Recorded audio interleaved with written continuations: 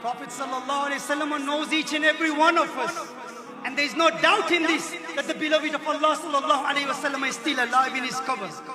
You can call upon him whichever place you want to call upon him. From Bangalore, from anywhere in the world. The beloved of Allah ﷺ, he can help us and he helps the ummah of Rasulullah ﷺ. That is the beauty of Rasulullah ﷺ.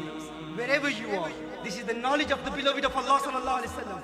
But in order for you to have access to the court of the beloved sallallahu alaihi wasallam, it is necessary that you send blessings upon the Prophet sallallahu alaihi wasallam. Send durood wa salam upon the beloved of Allah sallallahu alaihi wasallam. There will come a time in your life when your heart will open, when the doors of the heart will open, and you will see the beloved of Allah sallallahu alaihi wasallam. And then you will say from your heart, when your dead heart is revived, then you will say, Tu zinda hai wallah, tu zinda hai wallah, mere chashme alam se chup